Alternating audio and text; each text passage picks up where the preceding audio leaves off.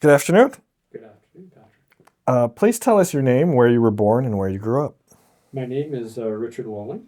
I was born actually in this building or next door at the Jeffery Hale Hospital, so in Quebec City.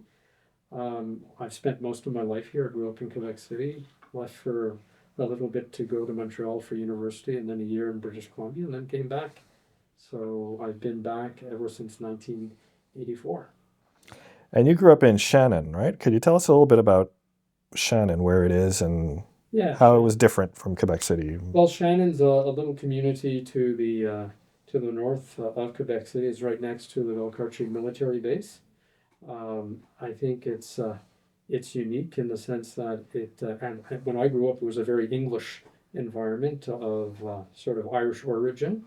We had the base in between, and then Saint-Gabriel de Valcartier on the other side of the base, and that was also an English community, very English at the time. Uh, so you had a mix of the Irish community that had installed that had been there for quite a while, but you also had the influence of the military base and military families all around. So it was a great place to grow up, in the sense of we had access to all the sports facilities and all that on the base, and plus we had access to so you had a lot of up-to-date sports facilities in this sort of more rural community, but was only 25, 30 kilometers away from Quebec City. Um, so to me, I have great memories growing up in terms of street hockey in the streets when you could play street hockey in the streets, playing pickup baseball in the back of a field in the summertime, running in the woods and playing hide and seek.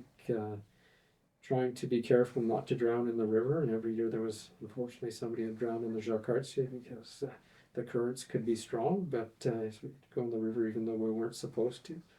But it was a great place to grow up.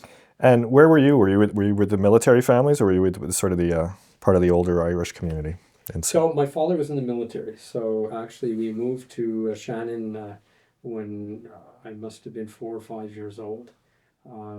Before that, I was actually in St. Foy because my father was attached to the Citadel and got posted to Valcartier. So a great posting, but not very distant. So I mean, in terms of memories, my first few years actually we lived in a military housing in Valcartier till I was about 5. So we probably lived there 2 or 3 years, and then when my father retired, we moved to a house that my parents had built in Shannon on Conway Avenue.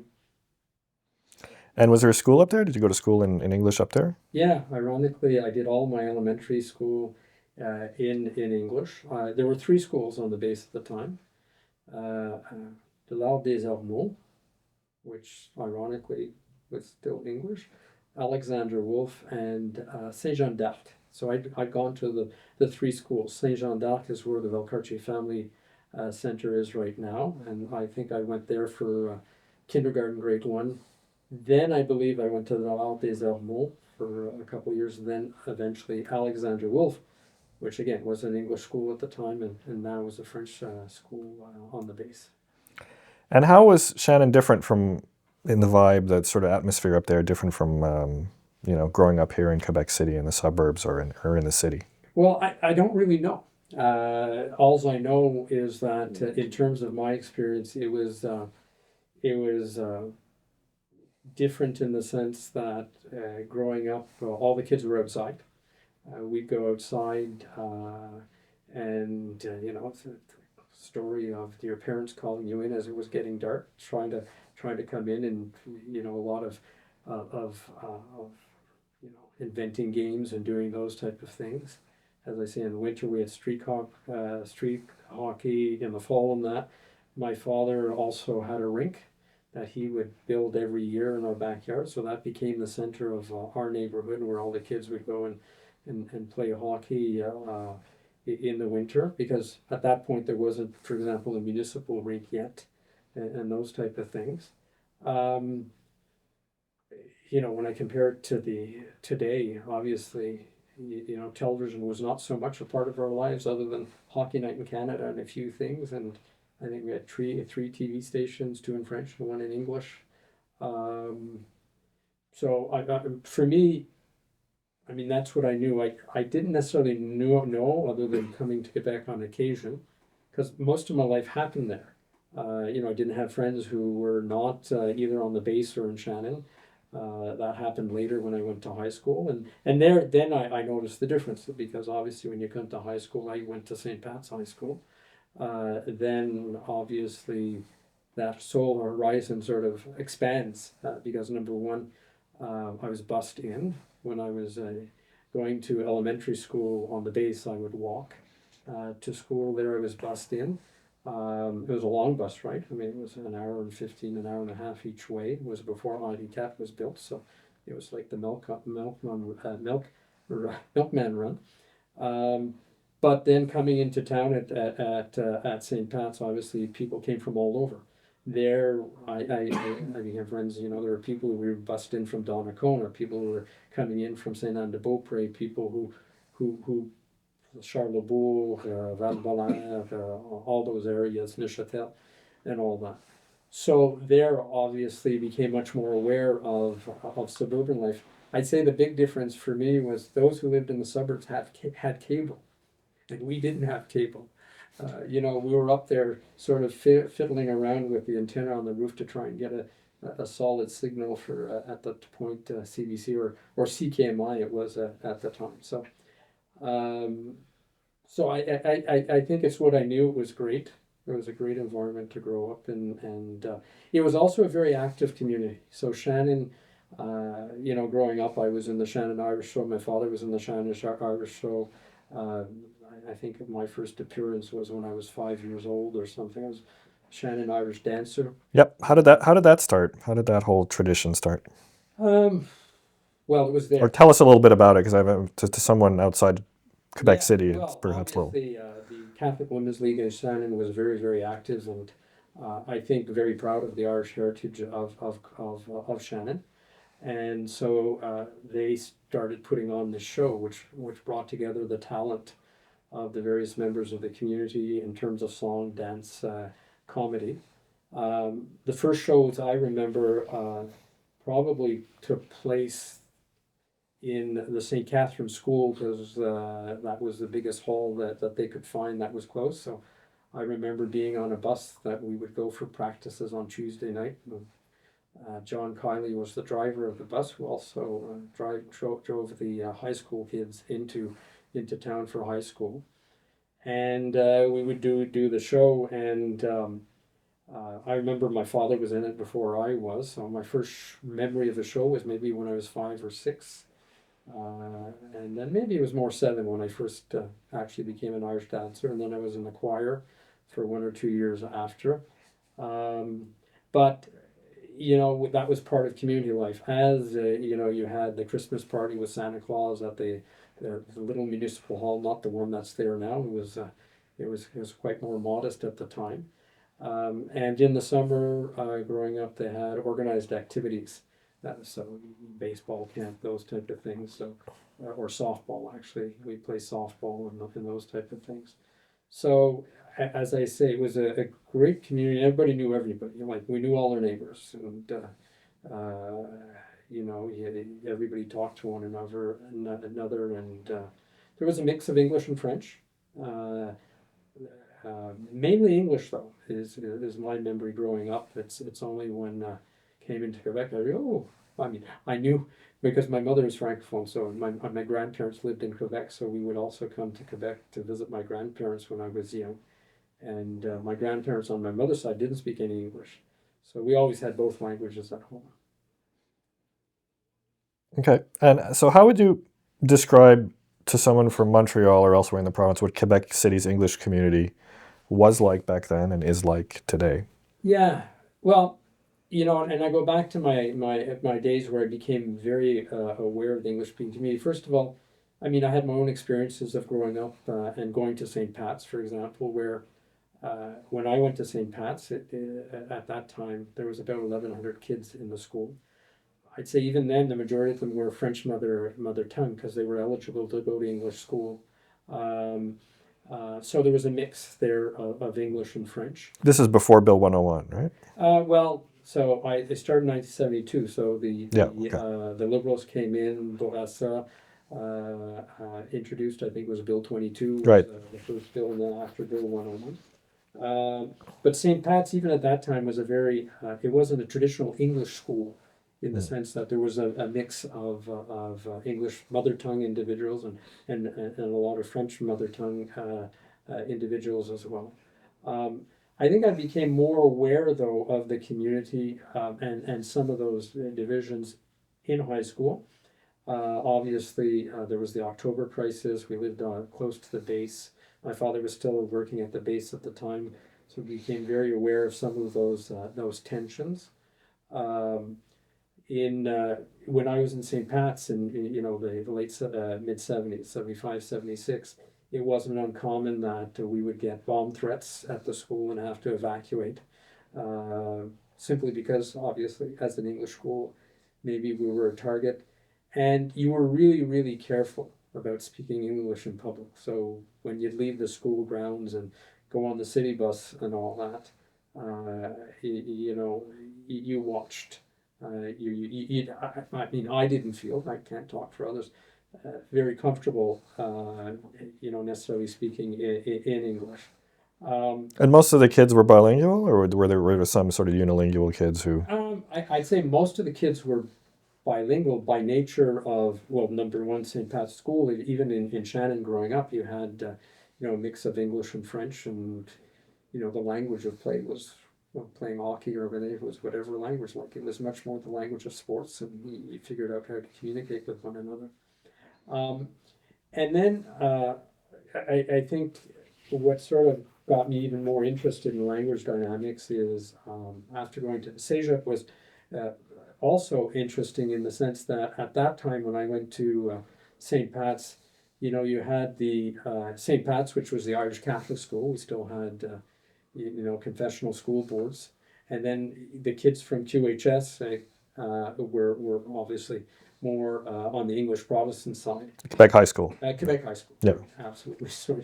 So at St. Lawrence, we all came together, which was an interesting thing. And St. Lawrence was very different than today, because St. Lawrence, I think when I went, I was in the first cohort that was in the new building where it is now on 790 Mairie Tremblay. But we must have been 300 kids, whereas today it's over 1,000 kids. So it was an interesting small Cégep, very fun place. Love St. Lawrence as well. And there again, a really good mix of the English and the French. There wasn't the animosity, whatever, within that environment. And then I went off to McGill, where I studied social psychology, and a lot of my research was. And then I became a research assistant there on code switching and the use of languages in different settings, and understanding the minority relationship and the use of language. And your case study, was it Quebec City or was it Montreal, or? Both. So how do you? What are the differences? What were the differences you noticed then? Yeah. Yeah, at that time it was fascinating, because when you went into schools, for example, and surveyed secondary 4 and 5 students in the West Island of Montreal at that time, then the idea is they would be presented different scenarios, and the question was who had to accommodate who in terms of language switching. And in Montreal at that point in time, it's quite clear that the francophones were thought to have to accommodate the anglophones, even in settings where, for example, a customer relationship at a store, where the customer, for example, usually the salesperson would have to accommodate, but it was assumed that even francophone customers would accommodate the anglophone salesperson, for example, which was quite different when you got out of the areas of Montreal and you got into Trois-Rivières, because we did that area as well in Quebec City, where it was the reverse. So, the element of that was at that point in time when we surveyed those secondary 4 and 5 students in Montreal. We don't want to generalize, but the majority of people felt that was the majority the language, and whereas when you got out of Montreal, in these regions, I can't talk for all regions, it was much more, well, no, there's a recognition that the English language was the minority language, for example, in Quebec City or Three Rivers and those areas. And what year was this? Roughly? That would have been probably 1980, 1981. Okay. And then from there, I went to BC for a year, worked in youth protection there, and then came back and got my first job in Quebec City with Voice of English-speaking Quebec in 1984. So how did Voice of English-speaking Quebec start? Who were some of the main players at the beginning, and why Yeah, why so was it created? I was there slightly after. I believe VEC started in 1981. Mm-hmm. I think after the exodus of a lot of English-speaking people in the late 70s, after the referendum in 1980, the first referendum. Was there a big exodus in Quebec City as well? Yeah, absolutely. There was, I mean, probably not as visible as in Montreal, but I can't remember the stats, but let's say we went from around 21,000 to, or 17,000 at the time, down to around 11 or 12. So it was quite substantial. And I think in the 1980s, early 1980s, so I think there were a number of people, the leaders of the Quebec Chronicle Telegraph, the head of the CEGEP, so I think of people like David Cannon, Ross Rourke, Jean Lemley at the Chronicle Telegraph at the time, Ed Murphy, who was the director of St. Lawrence. There was Bob Dawson, who was very involved in the CKMI at the time, Which is a TV station. which was the TV station. Sort of realized that, okay, well, there is an English-speaking community here, and it needed a voice. It needed a mechanism to express itself, understand its needs, and so on. So they were the first sort of founders of Voice of English-speaking Quebec, incorporated it. It had a coordinator who was Jennifer Hobbs-Robert as its first coordinator. And then after that, Kevin Saville became its first executive director. And when I came back, when I visited Quebec, I remember they had these fall fests, 1982, 83, where they actually closed down what was Boulevard Saint-Cyprien-René-Lévesque, because VEC's offices were across from Quebec High School. And they'd used the grounds of Quebec High School. They'd had a Ferris wheel and all that. They had a casino night at the Chateau. But it was really expression of the community's presence and vitality. And so I joined VEC in 1984 under Kevin Saville as program director of Health and Social Services. And then about a year later, I took over from him as executive director of VEC. That's where we started working in 1984 as well with Jan Warnke to actually do the first demographic profiles of the English-speaking community and put them on a map and try and understand them. And coming back to your original question, that's where, at the time, or I recall 1984, the majority of the English-speaking population in Quebec at that time were people born here. There was about 70-75% that were of Irish Catholic origin. There was another 18% of English, for example, Protestant Scottish origin, and 6% other.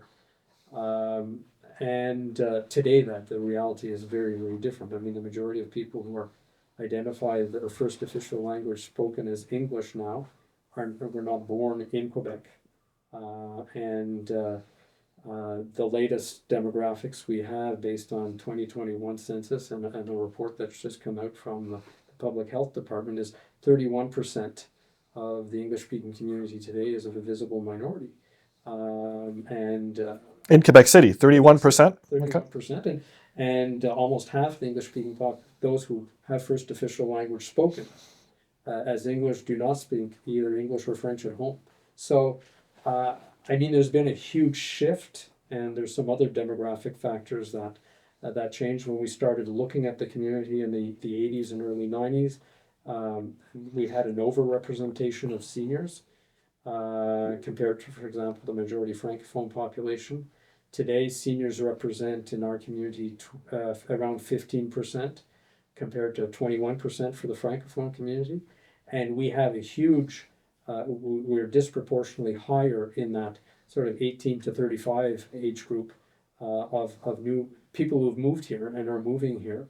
There are a whole bunch of other socioeconomic indicators in terms of higher levels of poverty of the English-speaking population compared to the Francophone population, higher unemployment, although higher education, depending on the different age groups. And what about the portrait in the English language schools? Because they, a lot of these these immigrants would not have access to these schools. So how has that stayed mostly the same? Like, Well, it's amazing. So when you look at in the Quebec City region, uh, right now we have three. Just so the Greater Quebec City region, we have three high schools. So Delade des Ormeaux, St. Pat's, and QHS. I believe we have five elementary schools. I'll try and name them up. Pont-Neuf Elementary, Valcartier Elementary, DDOs and elementary. We have Ever School, Holland School, and St. Foy Elementary.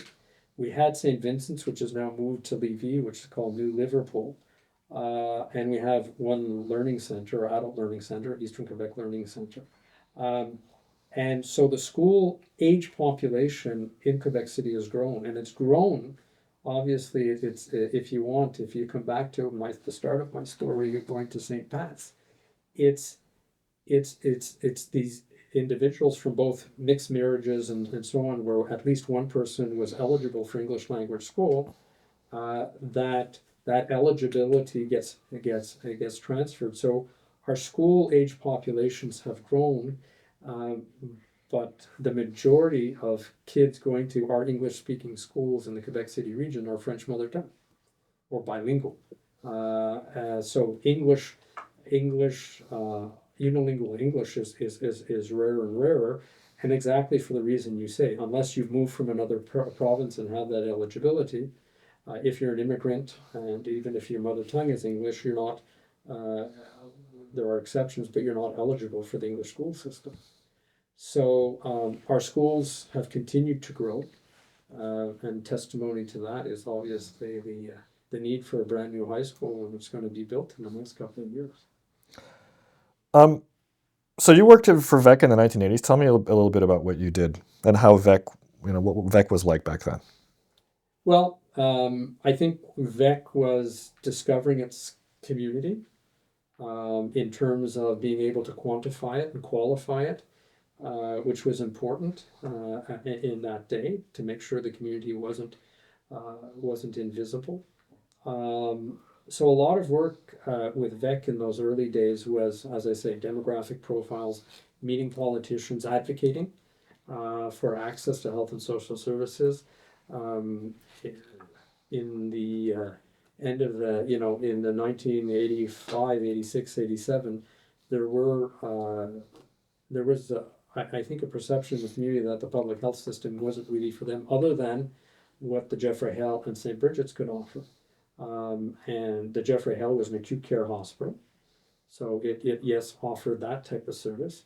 St. Bridget's was a long-term care public facility, so it offered long-term care, and both of them offered great care. But all the other developments in health and social service, for example, the CLSC type services and those community type health and social services were non-existent for the English-speaking population. So I think VEC played an important role in trying to bring that to the forefront. It created a committee that looked at, oh, how come our community isn't using the services? How come our seniors, for example, were more isolated and so on, and didn't feel that the public system necessarily was for them. So I think it was a time too of not only in Quebec City, but with other partners across the province, of a realization that there was work to be done in terms of advocating for the community. When you look at the health side, of which I'm the most familiar with, there wasn't legislative guarantees yet in the late 80s for access to services in English. That all happened through movements of organizations like Alliance Quebec at the day, and organizations like VEC and Townshipers and all that across the province, who came together and tried to influence government policy to recognize the need for access to services in English. So a lot of those early days were that. I was with VEC until 1987, and then I As executive director? as executive director, and then I became general manager of the Quebec Chronicle Telegraph, which gave me a whole other perspective in terms of reporting about the community and also trying to keep at the time a small community newspaper alive, which was a very important challenge because as people had left Quebec, the Chronicle, which had a rich, long history as Quebec's oldest, as North America's oldest continuously published newspaper. When I joined it, it was really struggling, and David Cannon was the owner at the time, and we were looking at how could we reinvigorate the paper and ensure that it would continue to provide that needed service of the community. And at the time, pre-internet, and so on, it was the only place other than, yes, we had CKMI, but in terms of written news and those type of stories, it was the place where the stories of the community was told. So I was with the Chronicle from 1987, I believe, to 1991 or so, when Karen MacDonald then became the general manager and owner of the QCT.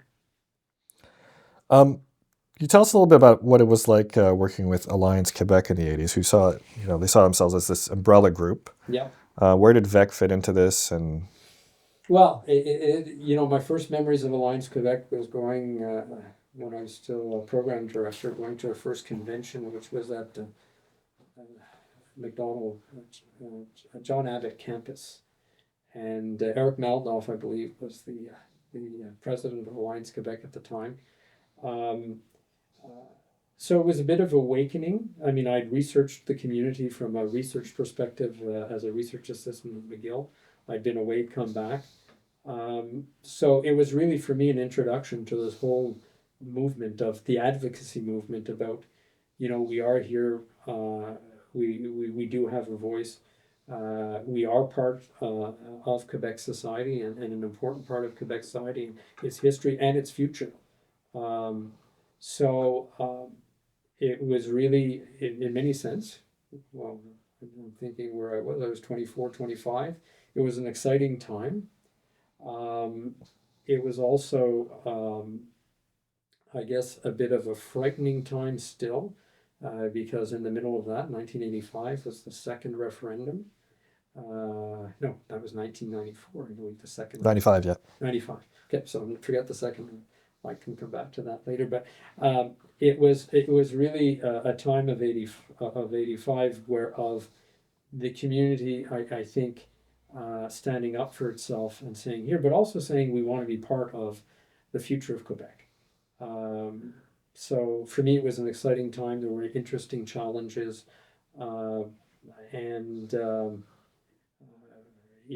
I had the opportunity myself of focusing on the health and social services side and working together with great people, both at the Jeffery Hale and St. Regis, because until that time they were like completely separate institutions. They each had their own history.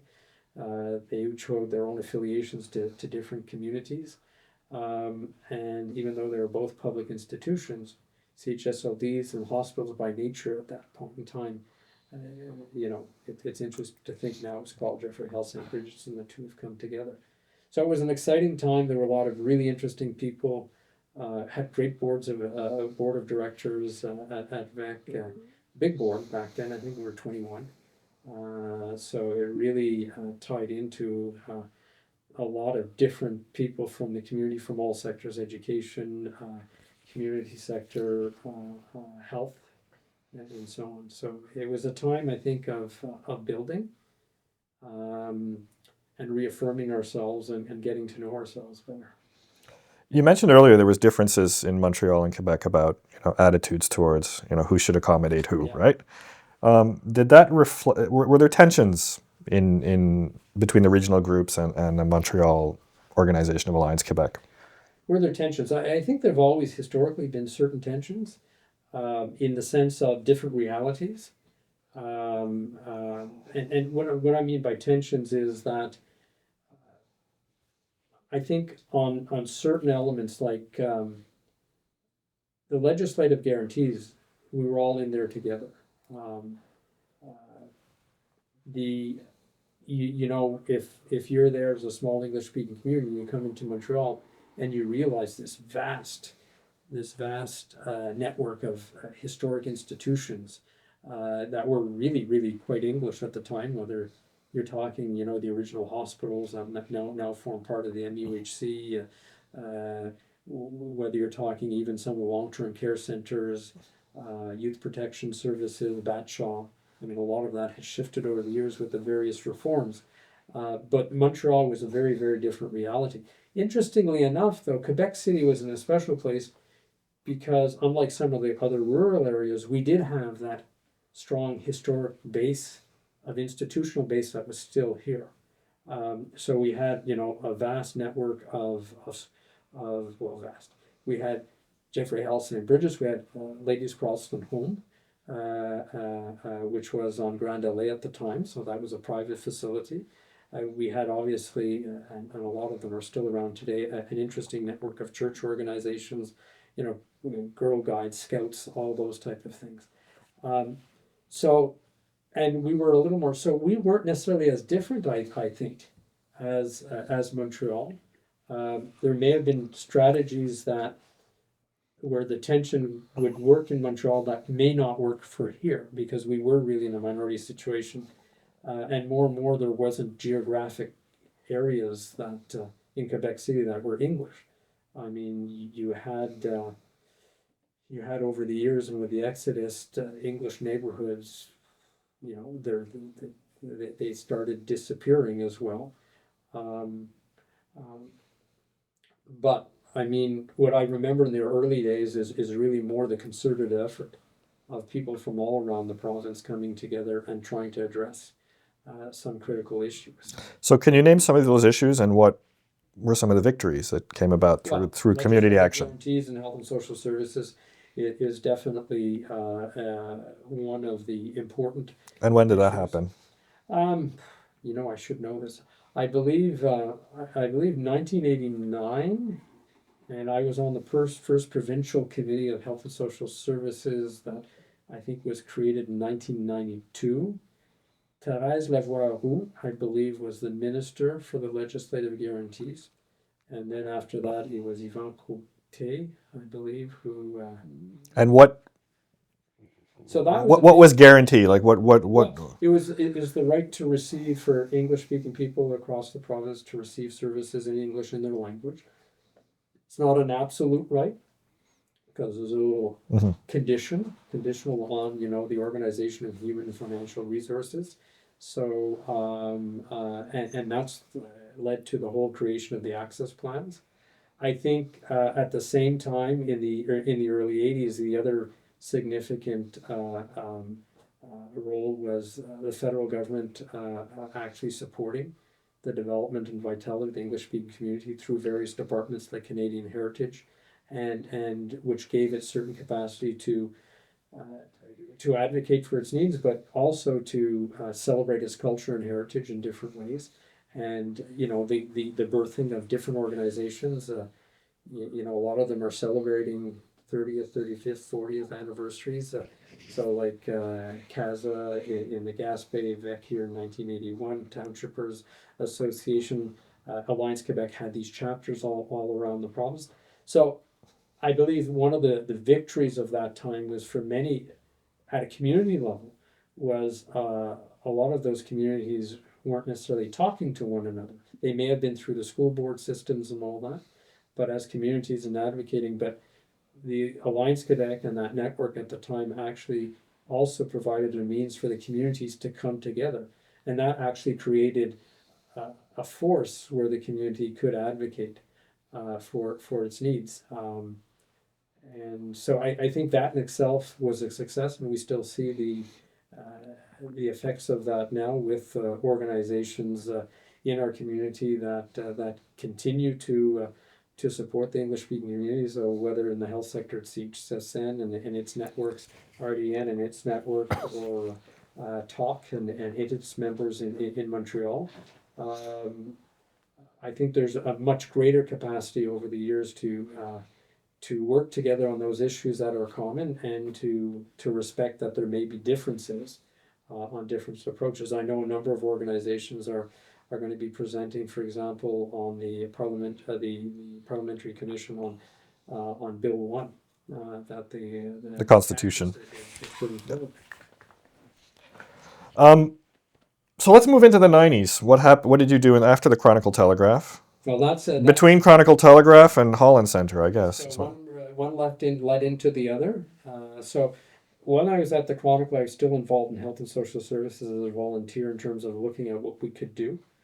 And in 1990, we had looked at, well, what can we do to on the ground level now that there are legislative guarantees that were coming in and so on, to help the community access services in English.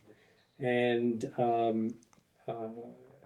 we worked together as a volunteer board, so a volunteer committee. We call it the Salad Bowl Committee, is what we called it.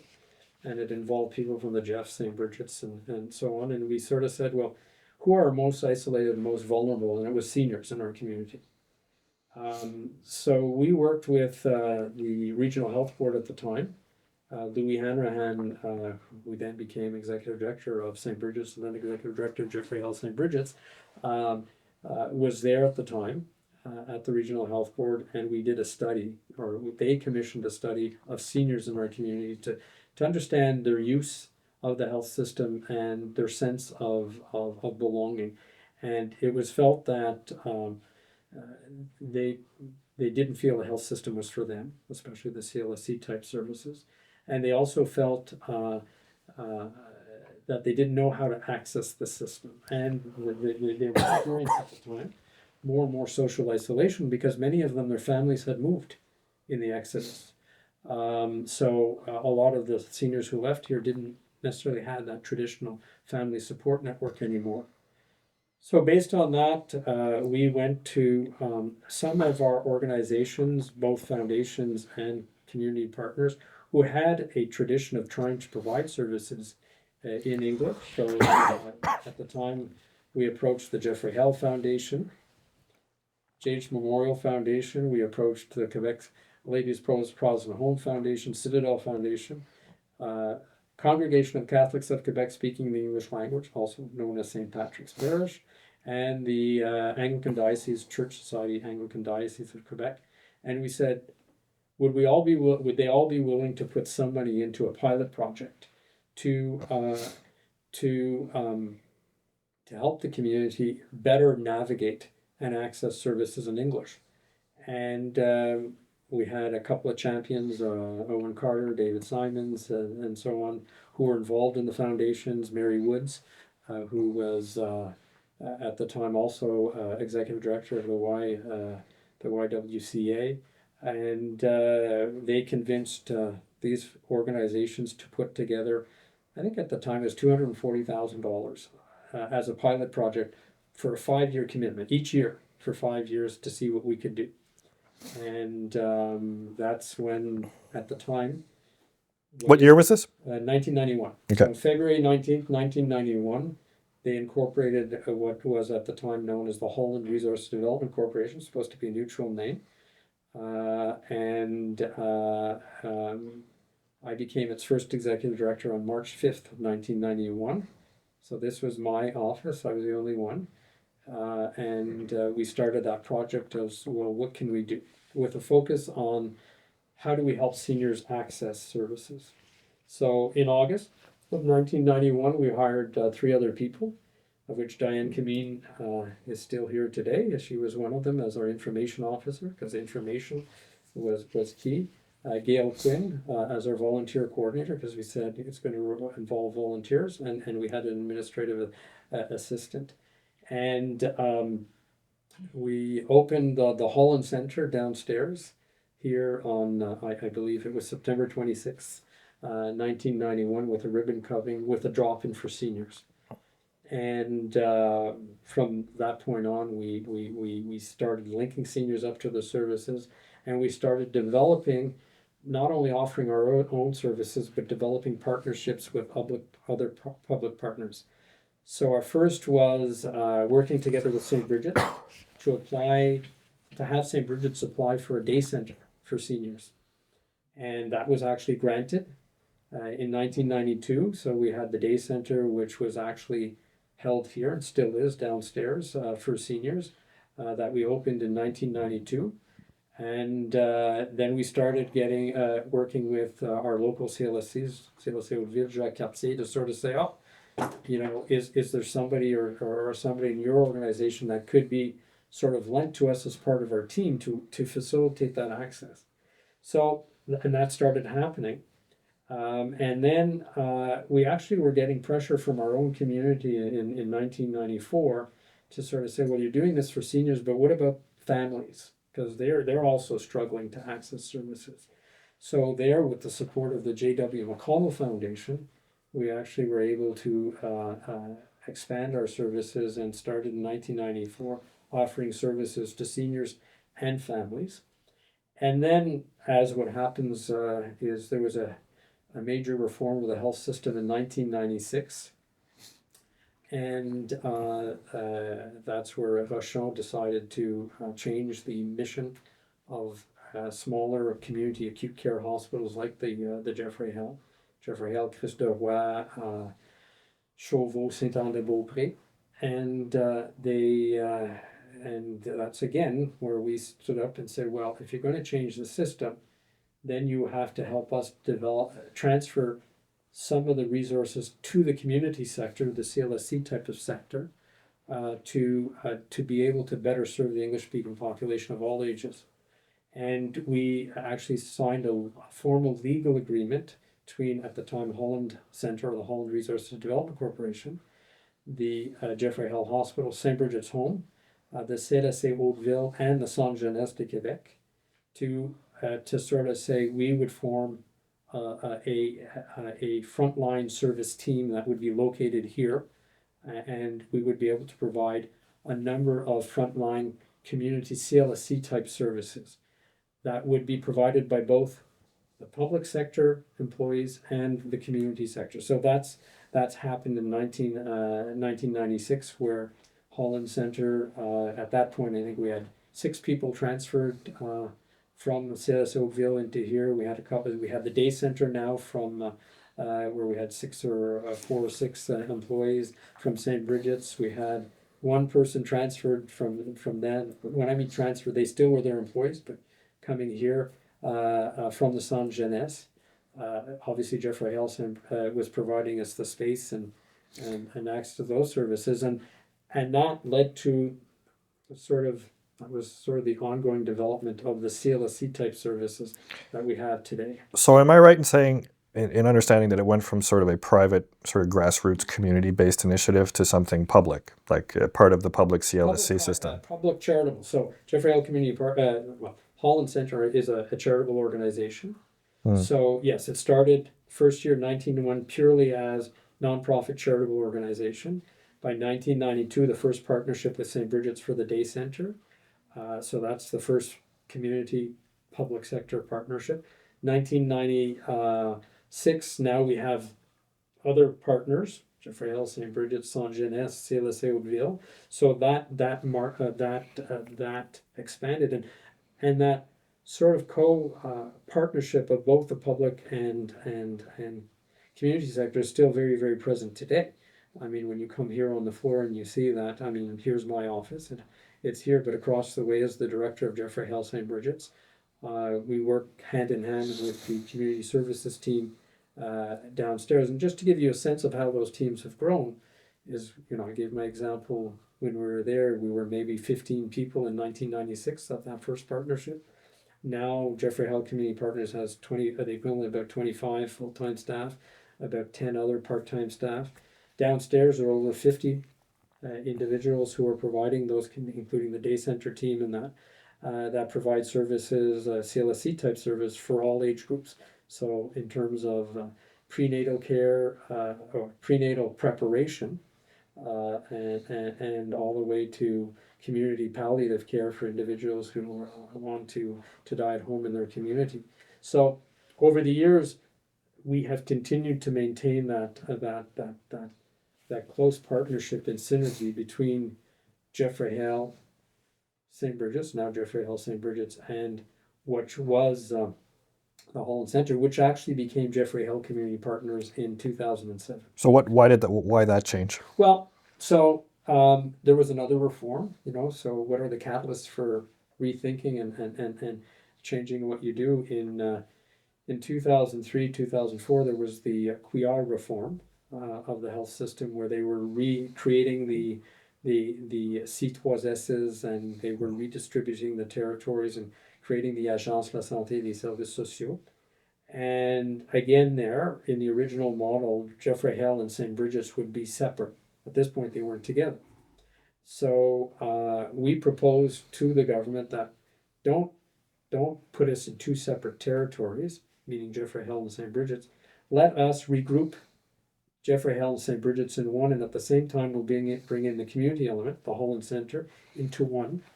And so that officially started taking place in I think 2004, and actually St. Bridget's integrated the Jeffery Hale officially to become Jeffery Hale St. Bridget's in 2007.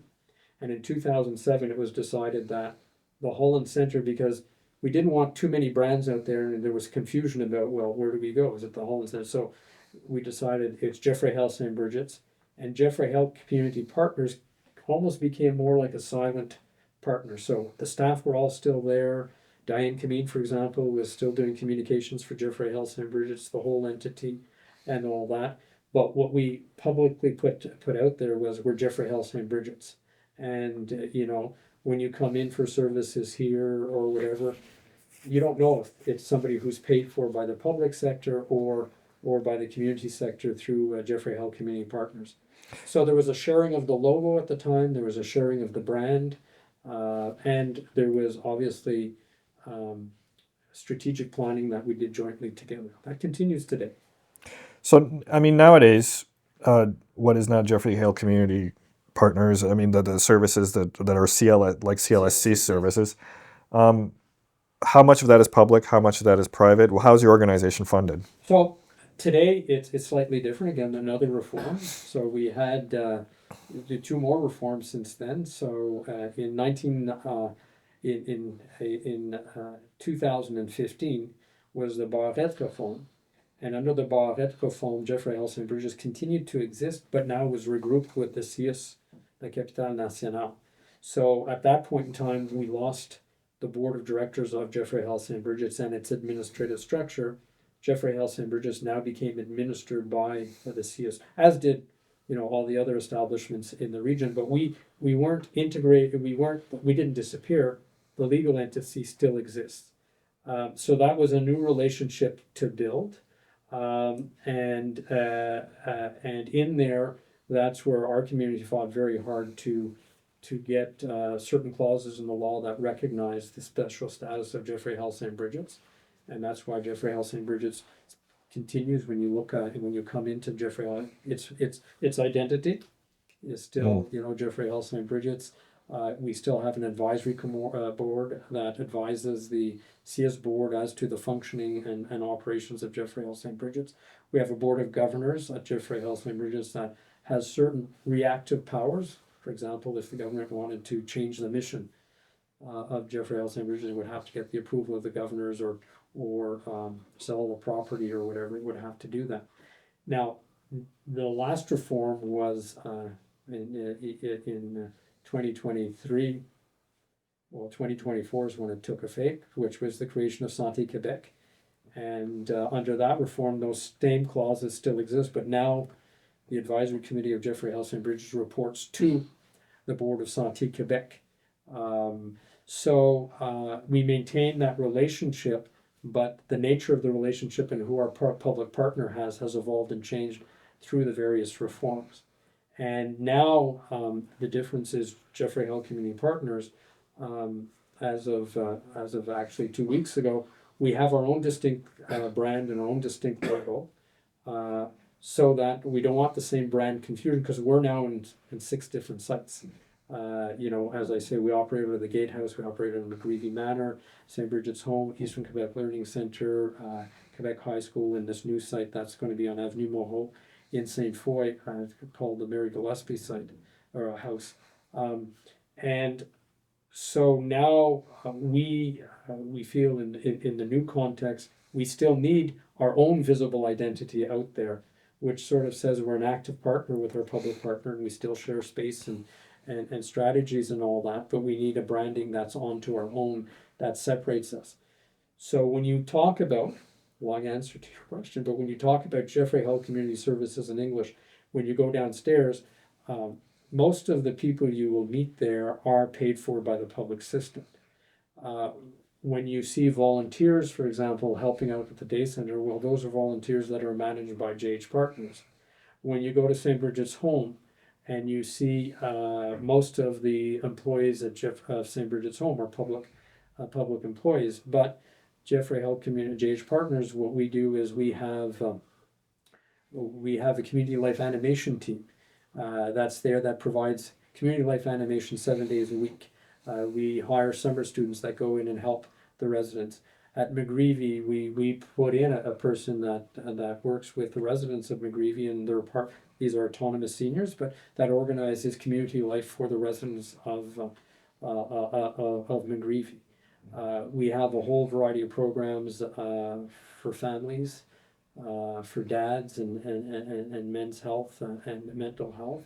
All of these are complementary to what the public sector offers. So to give you a concrete example, you may come downstairs, see a social worker because you're having certain challenges, and they will give you what the public system can offer, but they at the same time know very well what our services offer, and will refer you to us as complementary services for more of that community life experience. And there we have a whole variety of things such as basketball at QHS on Sundays for people, to chair yoga for seniors, to a whole variety. We have a day program for special needs adults. We have other programs for youth on the autism spectrum. We have QHS, special needs individuals, supper with the gang and bowling and those type of things. So a lot of what we do is to complement what the public system can provide,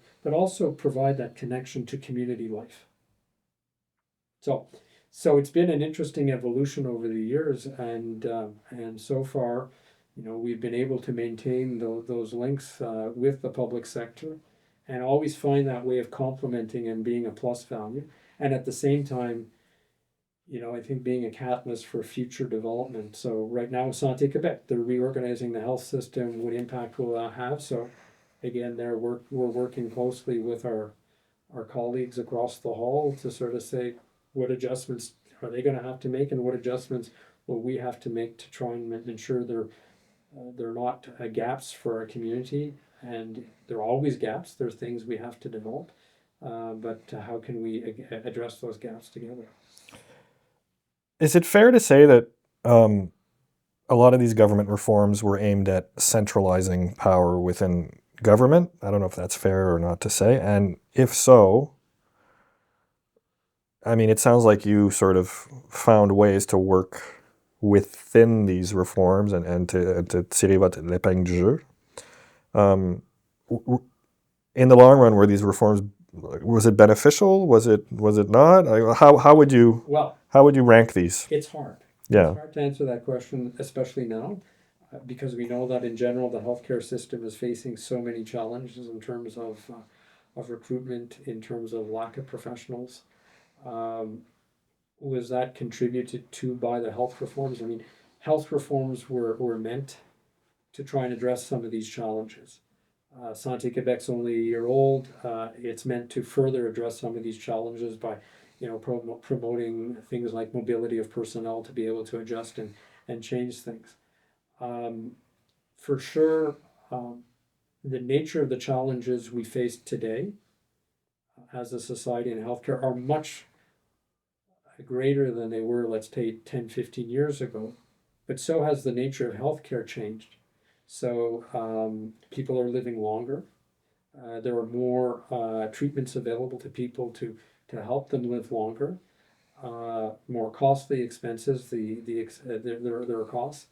So there's not a simple answer to that question yet, and it's too early to tell, you know, with Santé Quebec, because they're just getting the well, you know, these reforms can take 5-10 years before you actually see the end results. Are there tremendous challenges in our healthcare system? Absolutely, at the moment. In my experience, are those challenges more than they were when I first started? For sure. Where's the reason for? It's a complexity of all those factors.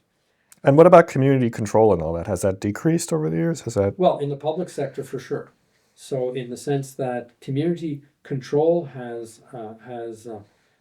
decreased in the sense that if I go back to 2015, before the Barrett reform, Jeffery Hale St. Bridget's, the community had places on the board of directors. It could look at the budget. It could develop its organize, all within the purview of the ministry. That we always have to. These weren't independent establishments. They had to have ministry approval or regional health board approval for their programs and so on. So there is more government control through the CSs and CISs now and Santé Quebec than there has been, which gives them more capacity and maneuverability to adjust things. Community still has its say. So in our case, it's the advisory committee. There are advisory committees in other institutions. There's in the new law, les conseils d'administration des établissements de CIUS. So that's where community has a say in advising, for example, the board of Santé Quebec. So the voice of community is still present. The actual control and approving budgets and that is less present. The role of community to become a partner with the public sector is still there and available. And I think, you know, from what I've heard with Santé Quebec, that's what they'll have to count on, is the community sector's involvement to make this work. Because at the end of the day, as the needs increase, as our population ages, as the complexity of issues related to, for example, mental health issues in our community, well, in all communities, and some of the stresses that people now face, community is an essential part of that equation. So organizations like JH Partners, like VEC, play an instrumental role, because that's where people sort of have that, the churches, the schools, that's where people have their daily contact and with community or that sense of connection. Whereas the health sector is more like, unless you're in a CHLD where it's a milieu de vie, it's more like we're there to try and intervene and help. But that's no longer necessarily their role, in terms of their role is to hopefully make sure the community sector is healthy as well. Great. Thank you very much.